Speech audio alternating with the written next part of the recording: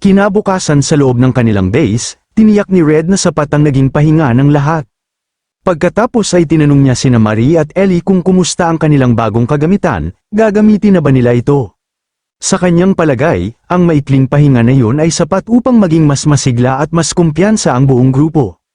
Matapos iyon, inanunsyo ni Red na tapos na ang kanilang warm-up time. Opisyal nang nagsisimula ang tunay na misyon ng Red Team habang nakaupo na sila sa isang mesa.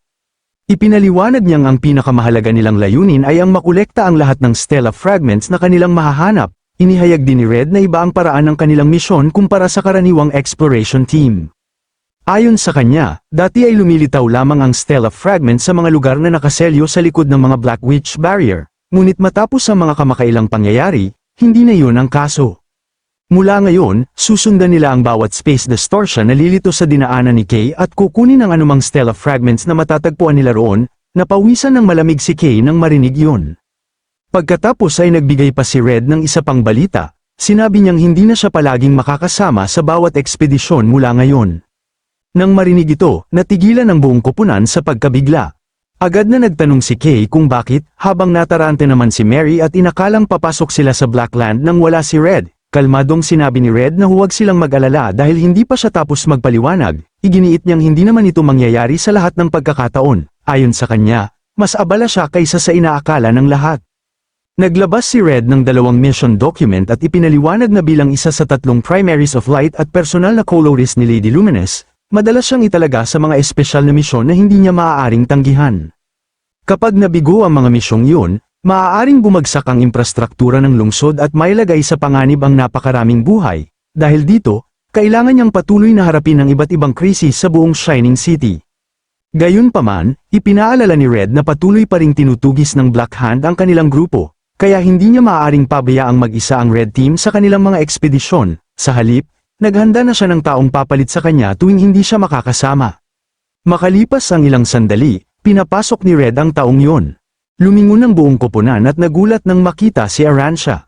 Magiliw silang binati ni Arancia at ipinaliwanag na mula ngayon ay palaging may kahit isang colorist na sasama sa Red Team sa bawat ekspedisyon. Humarap si Red kay Kay at inamin na gusto talaga niyang makasama sila sa bawat pagkakataon, ngunit kapos na ang Shining City sa mga colorist na may kakayahang lumaban, kaya hinihiling niyang si Arancia ang magbabantay sa Red Team tuwing wala siya. Sinabihan sila ni Red na sundin ang mga tagubili ni Arancia at iwasang magpasok sa gulo, pagkatapos ay nagpaalam na siya. Bago tuluyang umalis, lumingon siya habang nakangiti at sinabing ipinagkakatiwala niya ang lahat sa kanila. Nang tuluyang magsara ang pinto sa likuran ni Red, napailing lamang si Arancia, pabiro niyang sinabi na kahit hindi siya ama ng mga ito, mas naging palaalala pa siya habang tumatanda. Napangiti siya ng bahagya, para sa kanya, hindi kailanman nagbago si Red, ganoon pa rin siya, palaging sinasarili ang lahat ng pasanin. Biglang sumagi sa isip ni Arancia ang unang pagkikita nila noon sa mga slums. Naalala niyang hawak noon ni Red ang isang wanted poster, at napabulong siya sa sarili na talagang hindi pa rin ito nagbabago. Tinapak ni Arancia ang whiteboard upang makuha ang atensyon ng Red Team, ipinaliwanag niyang siya na ang manggaguna sa mga briefing mula ngayon. Ayon sa kanya, may ilan ng lugar na natukoy ang lungsod na pinaghihinalaang may mga Stella Fragments. Ipinaliwanag din niyang matagal nang nakakaramdam si Lady Luminous ng mahihinang energy wave mula sa mga bagong Stella Fragments, ngunit marami pa ring nakapaligid na lugar ang hindi pa ganap na nasasaliksik. Kahit ang mga lugar na dati nang napuntahan ay nananatiling malaking bahagi na hindi pa nalalaman. Nilinaw ni Arancia na wala pa silang eksaktong lokasyon ng kahit isang Stella Fragment, dahil dito, kailangan nilang pasukin ang mga lugar na iyon, umasa ng kaunti sa swerte, at isa-isang halugugin ang bawat bahagi hanggang sa makahanap sila ng anumang bakas. Nang matiyak niyang wala ng tanong ang lahat, inanunsyo ni Arancia ang kanilang unang destinasyon, ang pagpunta mula sa Mahorosa patungo sa isang bagong forward base. Pagdating nila roon, abalang-abala ang buong forward base. Habang papasok ang sasakyan ng Red Team, napansin sila ng mga manggagawa at agad silang inutusan na maghanda para ibaba ang kanilang mga kagamitan. Pinagmamadali niya ito dahil kung mahuhuli silang muli, maaari silang patayin ng kanilang foreman. Nagbuhat sila ng mga supply at tiniyak na maayos ang takbo ng buong base. May isang manggagawa na nagbanggit ng usap-usapan tungkol sa isang kakaibang ugong na naririnig nitong mga nakaraang araw. Ngunit mabilis siyang pinatigil ng isa pa dahil ayaw nitong mabati ang anumang masamang mangyari. Sa wakas ay dumating ang Red Team sa forward base, tahimik na pinagmasdan ni Kay ang paligid, matagal na rin mula nang huli siyang tumapak sa Blackland. Sa harapan nila ay nakatayo ang napakalaking forward base, habang sa likuran nito ay matayog na nakaharang ang napakalawak na pader ng Blackland. Tinawag ni Aransha si Kay at hiniling na siya ang magsalita sa grupo. Ayon sa kanya, isa na siyang veterano sa puntong ito, kaya panahon na upang siya ang manguna sa ekspedisyong ito. Samantala, siya naman ang susuporta mula sa likuran. Muling napawisan ng malamig si Kay nang tanungin siya ni Aransha kung wala ba siyang balak umako bilang leader. Ipinaliwanag niyang ang ekspedisyong ito ay kailangang pamunuan mismo ng Red Team, hindi sila maaaring habang buhay na lamang umasa at magtago sa likod ng iba. Ayon kay Aransha, nagiging tunay na malakas lamang ang isang tao kapag hinaharap niya ang mga pagsubok at tinatanggap ang lahat ng dagok na kasama nito. Samantala, natigilan sa pagkabigla ang ilang manggagawang nakakita kay Aransha, muli nilang siniguradong siya nga talaga si Lady Aransha at nagpasya silang ipaalam agad ito sa kanilang kapitan. Ayon sa kanila, sa suporta ni Lady Aransha ay malaki ang posibilidad na maaprubahan ang kanilang kahilingan. Napabuntong hininga na lamang si Aransha habang naririnig niya ang mga sinasabi ng mga tao. Sinabi niya na mananatili siyang nagmamasid mula sa kanyang kinaroroonan, habang malaya ang Red Team na gawin ang nararapat nilang gawin, agad naman silang sumunod. Pagkatapos noon, nagsimulang maglibot ang Red Team sa buong forward base, iminungkahi ni Marie na maging pamilyar muna si Kay sa lugar bago pa sila tuluyang magpatuloy sa mas malalim na bahagi. Sumang-ayon si Kay, at habang naglalakad sila sa loob ng base, nadaanan nila ang mga manggagawang abala sa kani-kanilang gawain. Malapit sa base, may isang pagod na manggagawang sunod-sunod ang pag-ubo. Tinanong siya ng kanyang kasamahan kung nakapasok ba siya sa mas malalim na bahagi ng Blackland. Inamin nitong sandali lamang siyang pumasok, ngunit mas matindi kaysa sa inaasahan ang pagguho na kanyang tinamo. Pinagalitan siya ng kanyang kasamahan dahil isinusugal niya ang sariling buhay. Ngunit sumagot lamang siya na alam naman nito ang kalagayan ng kanyang katawan at humihiling pa nga siya ng mas mahirap na trabaho. Habang nagpapatuloy ang Red Team sa paglalakad, napadaan sila sa isang grupo ng mga colorless na manggagawa na masayang sinusuri ang isang bagay na katatapos lamang nilang matuklasan. Halatang tuwang-tuwa ang mga ito dahil wala pa ni isa sa kanila ang nakakita ng ganoong uri ng specimen. Sinabi ng isa na kung may lalathala nila ang kanilang natuklasan sa isang journal ng akademya, maaari itong maging isang napakalaking tagumpay. Inilarawan pa nila kung paanong pipila ang mga maharlika upang purihin ang kanilang natuklasan. Napakiling na lamang si Kay, nalilito sa kanilang naririnig. Habang nakikinig siya, narinig niyang sinabi ng mga ito na ang lugar ng pagkakatuklas ay nasa mismong hangganan ng kasalukuyang nasasaliksik na zona. Maya-maya, tinawag ni Marie si Kay at itinuro ang isang malaking pulutong ng mga tao sa unahan. Sa hula niya, marahil ay may isinasagawang pagpupulong doon. Sumang-ayon si Kay at sinabing palaging maingay ang mga lugar na may ganoong pagtitipon, dahil sa sinabi niya, napalingon ang dalawang lalaking nakatayo sa malapit. Mukhang nainis ang isa nang makilala si Kay na natakot sa kanyang kulay, habang kinutya naman siya ng isa pa bilang lalaking paminsan-minsang lumalabas sa balita. Nanatiling tahimik si Kay at pinagmasdan lamang sila. Ininsulto siya ng dalawang lalaki at sinabihang lumayas na lamang. Ayon sa kanila, sinisira ng kanyang itim na kulay ang magandang kapaligiran. Hindi napigilan ni Gail ang sarili at agad itong sumagot. Itinuro niyang wala namang ginagawa si Kay at tahimik lamang itong nakatayo. Hindi maintindihan ni Marie kung bakit tila gustong-gustong pag-initan ng lahat si Kay. Iminungkahi pa ni Ellie na patahimikin na lamang nila ang dalawang lalaki gamit ang dahas. Mahinang nagbulong si Kay na inaasahan na niyang makakatagpo siya ng mga taong ganoon balang araw, ngunit hindi niya inakalang ganoon kalalim ang kanilang galit. Narinig ng lalaking may berdeng buhok ang kanilang usapan at napagtantong miyembro sila ng Dawn Corps. Nagtaka ang kanyang kasamahan kung bakit may isang koponang nakabase sa silangan na napadpad sa hilagang bahagi. Bigla namang may tinig na sumigaw mula sa di kalayuan, Pioneer Dawn Corps, habang napalingon ang dalawang lalaki at tinawag siyang boss. Natigilan si Kay nang makita ang taong nakatayo sa kanyang harapan. Isang matipunong lalaking may asul na buhok ang lumapit. Sinabi nitong si Kay ang black collar user na pinag-uusapan kamakailan. Ayon dito, kahit isa pa lamang baguhang pioneer si Kay, kapansin-pansin na agad ang kanyang presensya. Nanlaki ang mga mata ni Gail, inakala naman ni Marie na dumating ang lalaking iyon upang manggulo. Ngunit pinigilan sila ni Kay at sinabing ayos lang ang lahat. Pagkatapos ay nakilala niya ang lalaki, nakita niya ito sa newspaper. Ito si Valen, isang rank S pioneer, isa rin itong miyembro ng Candy Corps, isang rank A Corps na humahawak sa karamihan ng mga misyon sa rehiyong iyon. Lumapit si Valen kay Kay habang malamig ang tingin nito. Sinabi niyang humanap na lamang siya ng ibang lugar na mapagtatrabahuhan at huwag nang muling tumuntong sa teritoryong yun. Habang pinagmamasdan ang komprontasyon, nagsalita na rin si Aransha. Ayon sa kanya, sawa na siyang makakita ng ganoong kababaw na asal. Natigilan sina Valen at ang kanyang mga tauhan nang mapansin nila siya. Tinanong ni Valen kung estudyante ba niya si Kay. Casual na sumagot si Aransha na ang Blackland ay hindi pag-aari ng sinuman. Pagkatapos ay tinanong niya kung kailan pa nagsimulang angkinin ng mga pioneer ang mga lugar na parabang sarili nilang lupain. Sa kanyang pananaw, sumobra na ang ganitong uri ng agawan ng teritoryo. May halong panunuyang tinanong pa niya kung binigyan ba sila ng Blackland ng titulo ng pagmamay-ari. Dahil sa mga salitang yon, napakuyom si Valen sa galit. Binalaan niya si Aransha na huwag maging mayabang dahil lamang mas nauna itong naging colorist kaysa sa kanya. Kalmado namang sumagot si Aransha na kailanman ay hindi siya naging ganoon. Sa katunayan, ayon sa kanya, ang mga taong katulad ni Valen ang abalang-abala sa pambabola at pagsipsip sa iba.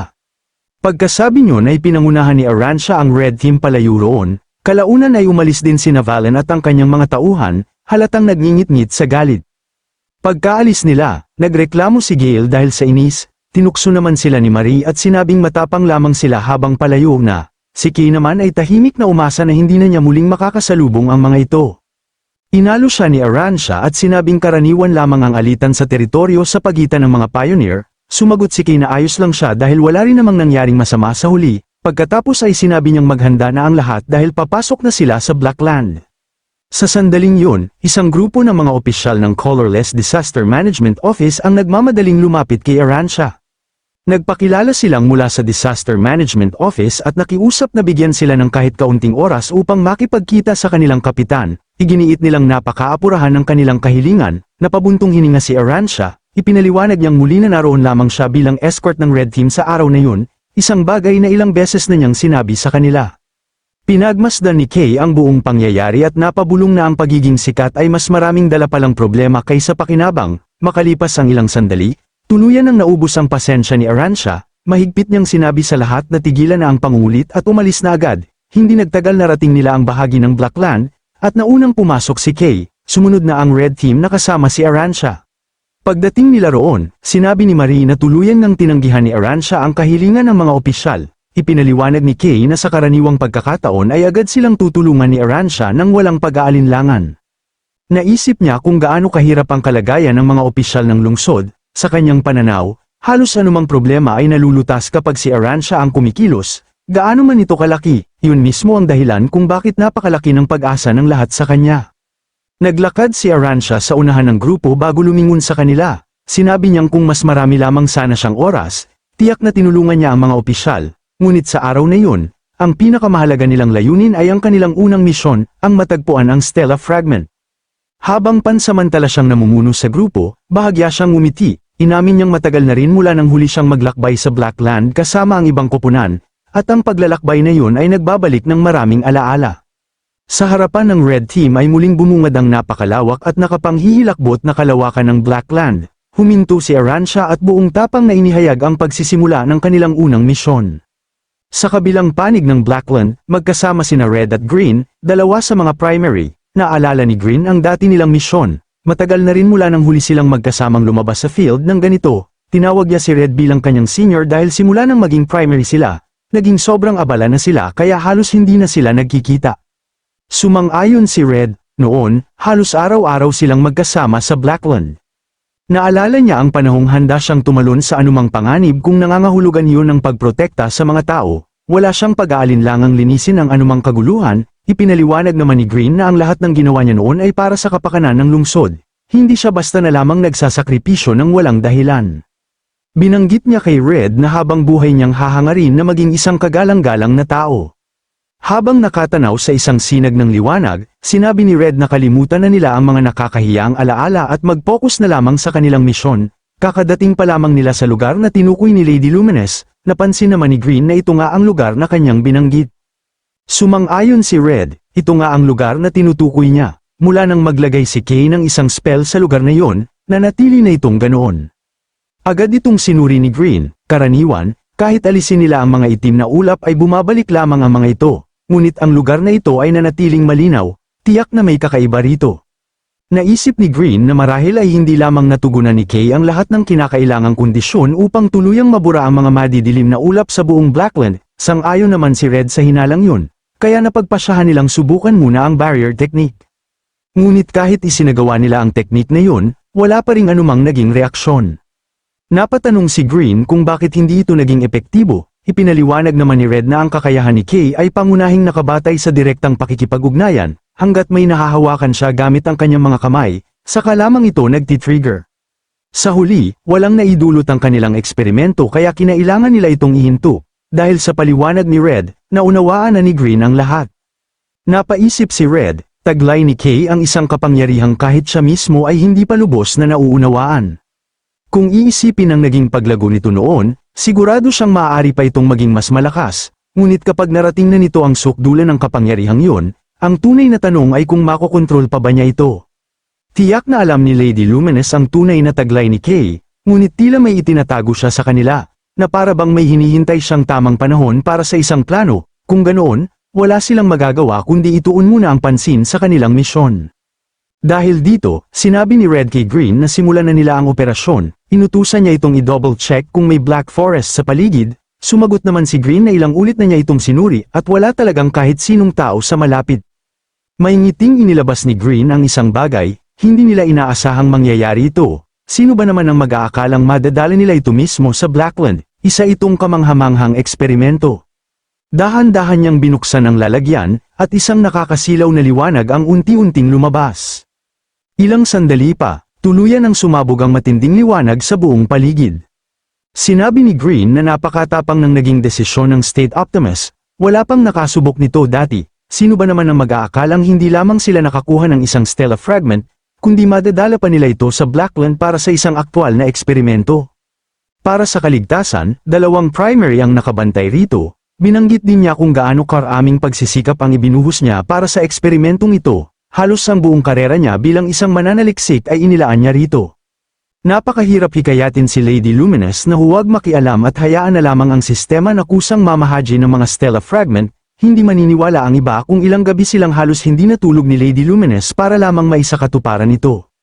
Matapos ikwento ni Green ang lahat, dahan-daang kinuha ni Red ang Stellar Fragment. Habang hawak niya ito, sinabi ni Green na oras na upang simulan ang kanilang misyon. Napansin din niyang mas maliwanag ito kaysa sa kanyang inaasahan. Napabuntong hininga si Red bilang pagsang-ayon habang patuloy na lumiliwanag ang Stellar Fragment sa buong Blackland. Sa hindi kalayuan, makikita ang napakaraming halimaw na nagmamadaling papunta sa kanilang kinaroroonan. Agad itong hinarap ni Green, sinabi niyang siya na ang bahala sa bahaging iyon. Pagkatapos ay inilabas niya ang kanyang kulay mula sa loob ng container. Kasabay nito, nagpakawala siya ng napakaraming talulot ng bulaklak na agad lumipad patungo sa paparating na mga halimaw. Inunat niya ang kanyang kamay, at sa sandaling yun ay biglang nagliwanag ng matindi ang isa sa mga talulot. Ilang sandali lamang, isang sinag ng liwanag ang tumama at sumalakay sa mga halimaw. Ginamit ni Green ang teknik na Vine Forest, sa isang iglap, napakaraming baging ang sumulpot at tumama sa mga halimaw, isa-isa silang pinabagsak habang tahimik na pinagmamasdan ni Red ang buong pangyayari. Habang hawak ni Red ang Stellar Fragment, sinabi niyang kung tunay silang nagmamalasakit sa kinabukasan ng sangkatauhan, kailangang maging isang bagong pambihirang tagumpay ang eksperimentong ito upang maprotektahan ang Shining City at ang buong sangkatauhan magpakailanman. Ngunit kahit ganoon, kailangan pa rin nilang laging paghandaan ang pinakamasamang posibleng mangyari. Kasabay nito, maingat niyang inilapag ang Stellar Fragment sa lupa. Pinagmasdan niya ito ng mabuti at tahimik na nakiusap na sana, kahit sa pagkakataong ito lamang, ay huwag silang biguin. Dahil balang araw, marahil ang munting punong ito ang magiging pag-asa ng buong sangkatauhan. Sa kabilang bahagi ng Blackland, makikitang may pinagmamasdang bagay si Nero nang bigla itong kunin ni Marie. Agad na nilinis ni Marie ang bagay na yon. Namangha siya dahil ito ang unang pagkakataong tuluyan siyang nakalabas mula sa Blackland, napakarami niyang nakitang kakaibang bagay na nakakalat sa paligid, bagamat pakiramdam niya ay pagod na pagod siya, nagustuhan niya ang mga lugar na katulad nito. Agad niyang tinawag si Kay upang ipakita ang kakaibang artifact na kanyang nakita, batay sa itsura nito, isa itong uri ng kamera. Habang nakapatong si Nero sa kanyang balikat, tinanong ni Marie kung interesado pa ba ito sa naturang bagay, ipinaliwanag naman niya na isa itong kagamitan na ginagamit ng mga tao noong unang panahon upang makuha at maitala ang kanilang mahahalagang alaala.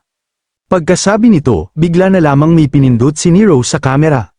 Kaagad itong nagliwanag kaya napapikit si Marie dahil sa nakakasilaw na flash. Binalaan naman siya ni Kay na mag-ingat sa mga antigo na kagamitang ganoon katanda dahil hindi nila alam kung paano gumagana ang mga yon. Napatingin si Kay sa paligid at namangha, iba pa rin pala ang makita ang lugar na ito ng personal. Sa laki pa lamang nito, masasabi na niyang napakaunlad ng sibilisasyong lumikha rito. At hindi lamang sila ang naroon, may ilan pang mga pioneer na naghahanap din ng mga artifact sa paligid. Makikita sa buong lugar na abalang-abala ang lahat ng pioneer sa paghahanap ng mahahalagang artifact. Biglang sinabi ni Aransha kay Kay na kung gusto niyang mabuhay sa lugar na yon, hindi siya maaaring basta-basta lamang gumala, pagkain, kagamitan, relikya, anumang bagay na maaaring maging kapaki-pakinabang ay kailangan niyang kunin. Ipinaliwanag niya na unti-unti nilang binubuksan ang mga bagong landas at nagbibigay liwanag sa mga lugar na hindi pa nararating, iyon ang tunay na tungkulin ng isang pioneer. Nang makarating sila sa isang bahagi ng lugar, sinabi ni Aransha na malapit na sila, naroon na ang kanilang destinasyon. Habang ipinapaliwanag ni Aransha ang kanilang misyon, namangha ang lahat sa kanilang nakita, ang mga guhong pinaghihinalaan nilang kinaroroonan ng isang piraso ng Stella Fragment ay mas malaki kaysa sa kanilang inaasahan, sa kabila ng itsura nito, marami sa mga guhong ito ang nakabaon ng malalim sa ilalim ng lupa, kaya kinailangan nilang bumaba. Binanggit pa niya na ayon sa ulat ng scout team, mababa lamang ang pangkalahatang antas ng panganib sa lugar. Gayunpaman, hindi sila nakapagsegowo ng maayos na survey kahapon, kaya dapat nilang tandaan na maaaring may higit pa sa mga nilalang na nasa loob ng mga guho. Dagdag pa niya, may mga sinaunang bitag na maaaring matrigger anumang oras. Bawat hakbang nila, bawat tapak sa sahig, at bawat disenyo sa mga pader ay dapat nilang ipagpalagay na maaaring maging mitya ng isang bitag. May mga pagkakataon pang ang kahit mga S-rank pioneer ay agad na namamatay dahil lamang sa isang sandaling pagbaba ng kanilang pagbabantay. Napatanong ang ilan kung totoo ba ang lahat ng chismis na yun. Sumang-ayon naman si Aransha at sinabi niyang mas mapanganib ang mga sinaunang halimaw kaysa sa inaakala ng karamihan, kaya huwag silang magpapabaya. Nang tanungin niya kung handa na ang lahat, saka sila pumasok.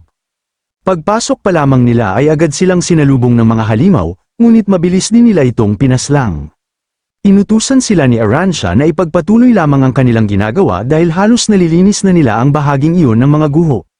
Samantala, nainis si Marie dahil nahihirapan siyang tamaan ang mga halimaw. Napansin niyang ibang-iba ang mga ito kumpara sa mga nakatigil na target na kanyang nakasanayan. Naisip ni Marie na nagamit na niya ang malaking bahagi ng kanyang lakas sa pakikipaglaban sa higanteng halimaw noon, ngunit unti-unti na ring bumabalik ang kanyang mga reserbang enerhiya. Habang abala siya sa pag-iisip, hindi niya namalayang napapalibutan na siya ng napakaraming halimaw na handa na siyang tapusin. Mabilis na dumating si Ellie at sa isang iglap ay agad niyang pinatay ang lahat ng halimaw. Pagkatapos ay sinabi niya kay Marie na bilang isang long-range fighter, mas mainam na manatili siya sa likuran at umasa sa mga utos ng kanyang mga kasamahan, sa ganoong paraan ay mas madali niyang maiiwasan ang mga bitag at panganib. Dagdag pa ni Ellie, bagay na bagay ang kanilang mga kakayahan sa isa't isa. Kaya sinabi niyang lumaban lamang si Marie ng buong lakas at siya na ang haarang at magtatanggol sa unahan. Masaya namang nagpasalamat si Marie sa kanyang sinabi.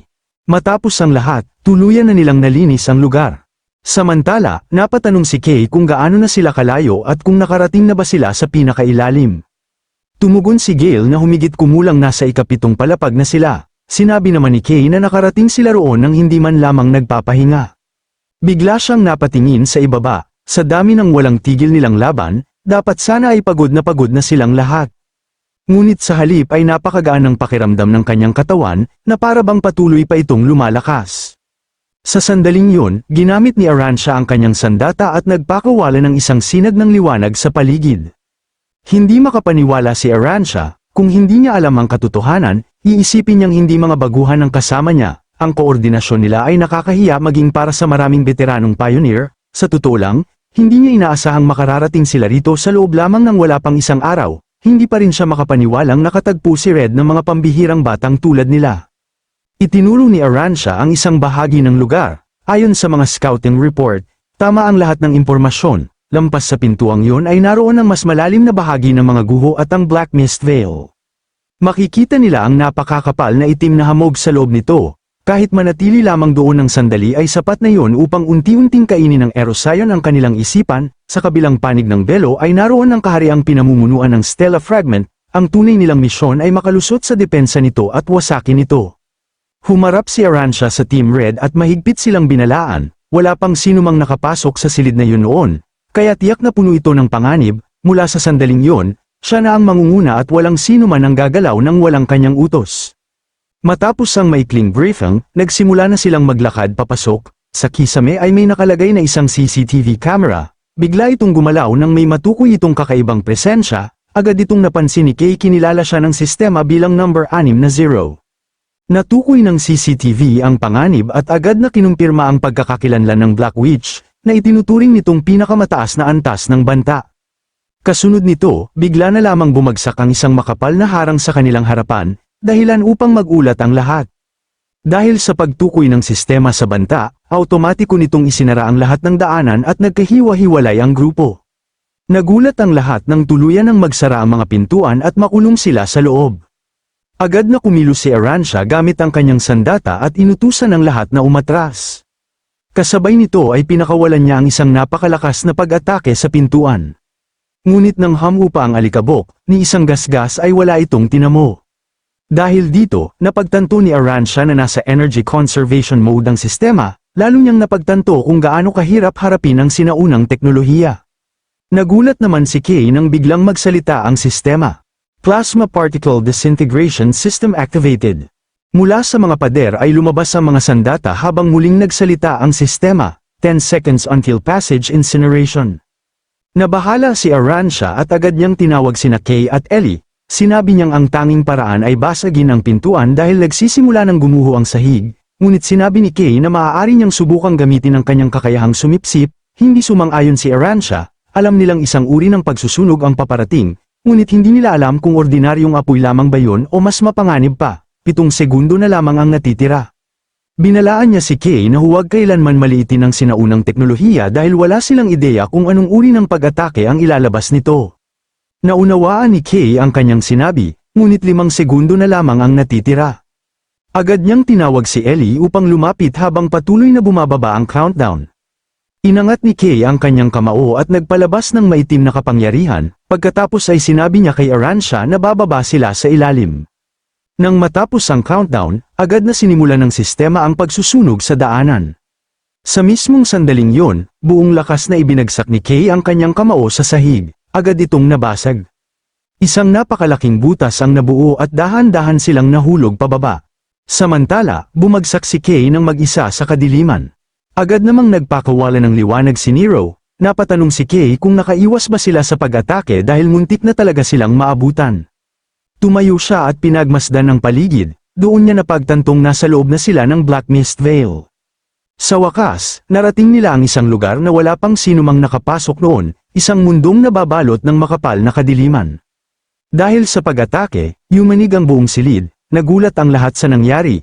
Habang bakas sa mukha ni Marie ang matinding pagkabahala, agad niyang tinawag sina Kay at Ellie.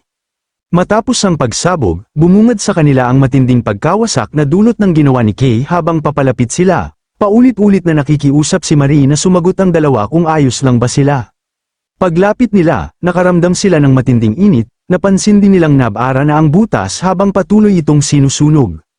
Napagtanto ni Aransha na kung pipilitin nilang dumaan doon, maaaring gumuho ang buong sahig. Dahil dito, hindi na nila masusundan sina Kay at Ellie sa rutang yon. Napansin din nilang nahaharangan ng belo ang daanan pababa, at wala si Kay upang i-absorb ito. Bigla namang umihip ang malamig na hangin sa paligid, dahilan upang mapalingon si Gale sa pinanggalingan nito. May napansin siya at agad niyang tinawag si Aransha, may nakita siyang isa pang daanan.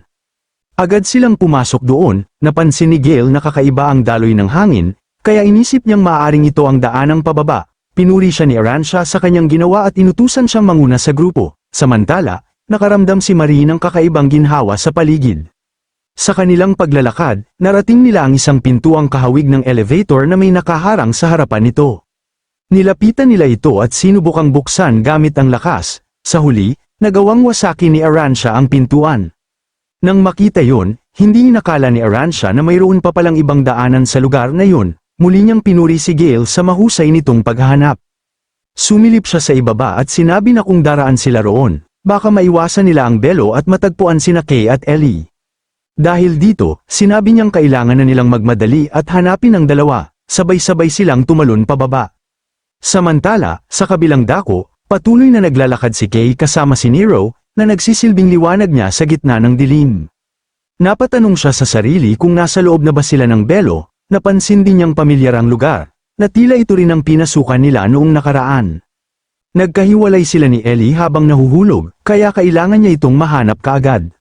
Biglang sumagi sa isip niya kung dapat na ba niyang i-absorb ang belo ngayon din. Sinubukan niya itong gawin at inunat ang kanyang kamay, gayunman, gaya ng kanyang inaasahan, hindi ito gumana dahil wala siyang nararamdamang nahahawakan, nagawa lamang niya itong i-absorb mula sa labas noon, kaya napagtanto niyang kailangan muna niyang makalabas bago niya ito maalis. Habang patuloy siyang naglalakad, napansin niyang mas malawak ang lugar kaysa sa kanyang inaakala, napaisip siya kung anong klaseng lugar ito. Biglang may napansin si Nero sa unahan, kaya agad na napalingon si Kay.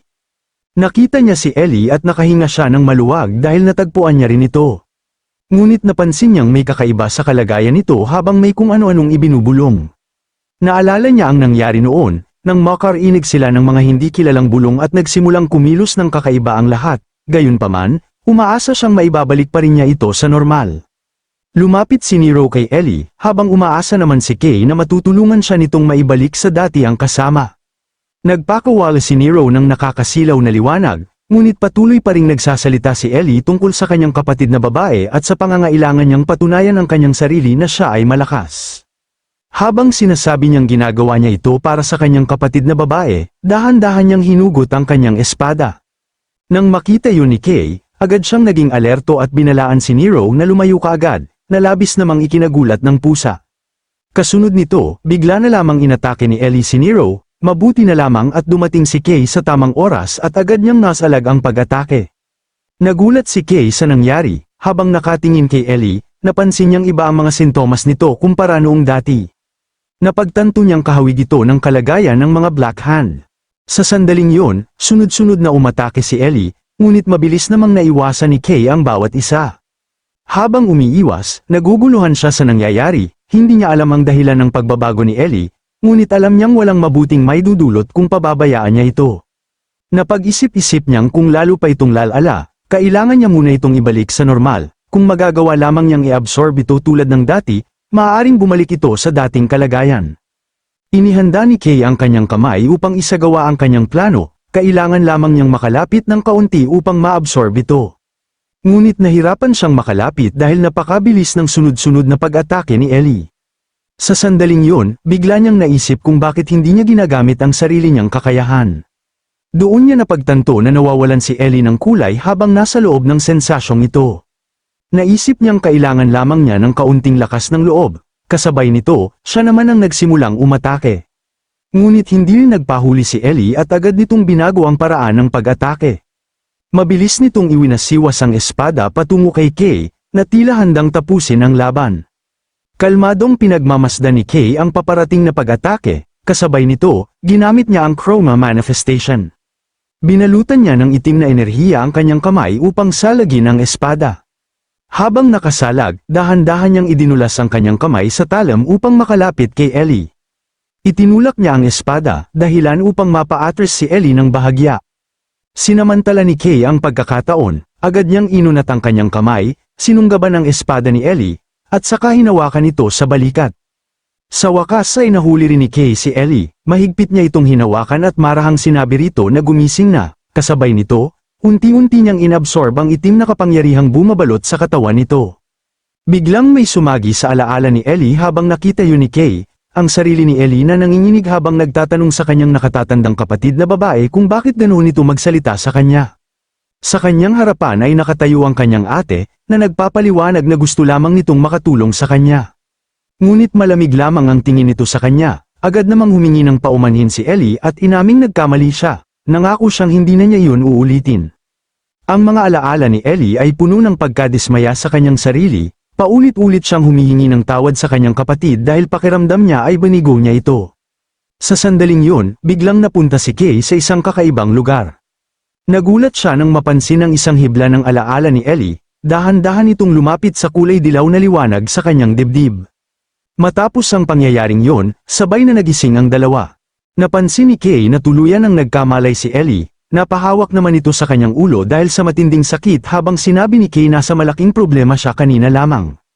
Nang marinig yun, agad na humingi ng paumanhin si Ellie sa ginawa niya kanina. Pinagaan naman ni Kay ang kanyang loob at sinabing ayos lang yun, masaya siyang naibalik na ito sa normal. Pagkatapos ay tinanong niya kung naririnig pa rin ba nito ang mga bulong. Sinabi ni Ellie na mahina na lamang niya itong naririnig, ngunit pakiramdam niya ay maayos na siya ngayon, para lamang daw siyang nananaginip ng bangungot, at nagising siya dahil kay Kay. Pagkatapos ay tumingin siya kay Kay nang may pag-aalinlangan at nagtanong kung nakita ba nito ang lahat. Nag-atubili namang sumagot si Kay dahil nabigla rin siya sa mga pangyayari. Naputol ang kanilang pag-uusap nang biglang dumating si Nero at lumapit kay Ellie. Kaagad itong nagpakawala ng isang liwanag na bumalat sa kanilang dalawa. Natuwa si Ellie at nagpasalamat kay Nero dahil tuluyan nang nawala ang mga bulong na naririnig niya sa paligid. Nagmadali namang sinabi ni Kay na kailangan na nilang lumabas sa lugar na yon, wala na silang mapapala kung magtatagal pa sila sa loob ng belo, agad namang sumang-ayon si Ellie. Sa sumunod na sandali, mabilis na umalis ang dalawa, tahimik lamang si Ellie habang naglalakad. Makalipas ang ilang sandali, tinawag niya si Kay agad naman itong napalingon sa kanya. Nagtaka siya kung bakit wala itong itinatanong tungkol sa nangyari. Nahihiya niyang sinabi na maaaring malabo ang lahat, ngunit talagang naramdaman niyang nagkaroon ng koneksyon ang kanilang kamalayan. Dahil doon, nakita nito kung gaano siya kakawawa kaysa sa inaakala niya. Inamin niyang nahihirapan siya sa ilalim ng anino ng kanyang pamilya, unti-unti siyang nilalamon ng kahihiyan dahil pakiramdam niya ay banigo niya ang kanyang kapatid na babae. Isa lamang daw siyang mahinang bata na nagpapanggap na malakas, peking-peke ang ipinapakita niya at malayo yun sa inaasahan ng lahat. Dahil dito, natatakot siyang muli niyang biguin ang mga taong umaasa sa kanya. Tumingin si Kay sa kanya at humingi muna ng paumanhin dahil hindi niya lubos na nauunawaan ang lahat ng pinagdaraanan nito. Ipinaliwanag niya na normal lamang ang makaranas ng pagkadismaya sa sarili, gayunpaman, maayos naman ang ginawa ni Ellie. Isa itong maasahang kasama na mas mapagkakatiwalaan niyang bantayan ang kanyang likuran kaysa sa kahit sino paman. Dagdag pa niya, lahat ng tao ay may mga bagay na ayaw ipakita sa iba, katulad na lamang nila, hindi rin naman sila nagtatanong ng detalyado tungkol sa kanyang nakaraan. Napatanong si Ellie kung ang tinutukoy ba niya ay ang kakaiba niyang anyo. Napangiti si Kay at sinabing marahil ay ganoon nga, pagkatapos ay agad niyang iniba ang usapan dahil sa tingin niya ay masyado na silang matagal sa loob ng belo. Sinabi niya kay Ellie na kailangan na nilang umalis agad dahil mukhang masama lamang ang naiisip ng mga tao kapag nananatili sila roon. Nagpasalamat naman si Ellie sa kanya. Inunat ni Kay ang kanyang kamay at napansin niyang narating na nila ang dulo ng belo, dapat ay makalabas na sila mula rito. Ilang sandali pa, biglang lumabas ang kamay ni Kay mula sa belo at kasabay nito ay tuluyan na silang nakalabas. Napabuntong hininga si Kay dahil sa wakas ay nakaalis na sila, samantala, sinabi naman ni Ellie na isa yung lugar na ayaw na niyang balikan. Ngunit nang tingnan ni Kay ang paligid, nagulat siya sa kanyang nakita, napatanong siya kung anong klaseng lugar iyon. Bumungad sa kanila ang isang napakalaking pasilidad na puno ng malalaking lalagyan na may iba't ibang kulay ng mga materyales sa loob, pareho silang namangha sa kanilang nakita. Sa kanilang pagkamangha, agad nilang napansin na ang lahat ng iyon ay napakataas ng kalidad at mahahalagang mapagkukunan. Sinabi ni Ellie na maaaring isa itong napakalaking pasilidad ng pananaliksik mula sa isang sinaunang kabihasnan, o marahil ay isang pasilidad ng produksyon. Naisip naman ni Kay na kung maibibigay nila ang lahat ng iyon sa pamahalaan, maaaring masuportahan nito ang buong lungsod sa loob ng ilang buwan. Ngunit mas mahalaga kaysa roon ang mga bakas na nakita nila. Sa palagay ni Kay, hindi sila dapat magbaba ng kanilang pagbabantay at kailangan nilang manatiling alerto. Sumang-ayon si Ellie at sinabing napansin din niya ang mga bakas ng mga nilalang na dumaraan sa lugar, posibleng naroon pa rin ang mga ito. Bigla silang napatigil nang may mabilis na dumaan sa kanilang likuran. Samantala, sa kabilang dako, patuloy na nakikipaglaban sina Aransha, Gale, at Marie laban sa napakaraming halimaw na kanilang nakasalubong. Napahinto si Gale at nainis dahil tila wala ng katapusan ang pagdating ng mga halimaw. Nag-focus siya sa labanan, alam niyang umaasa ang mga kalaban sa kanilang napakaraming bilang, kapag nagbigay siya ng kahit kaunting puwang, mapapalibutan siya ng mga halimaw sa isang iglap. Sa isang tingin pa lamang, napansin ni Aransha na pawang mga bagong silang ang mga halimaw na yon. Sa palagay niya, May isang nakakainis na nilalang na nagtayo ng pugad sa ilalim ng lugar na iyon, samantala, sa kinaroroonan ni Kay at Ellie, may isang halimaw na hamarang sa kanilang daan, na pagtanto nila na ang ilalim ng lupang iyon ay pugad ng Arachna, isang A-rank na nilalang.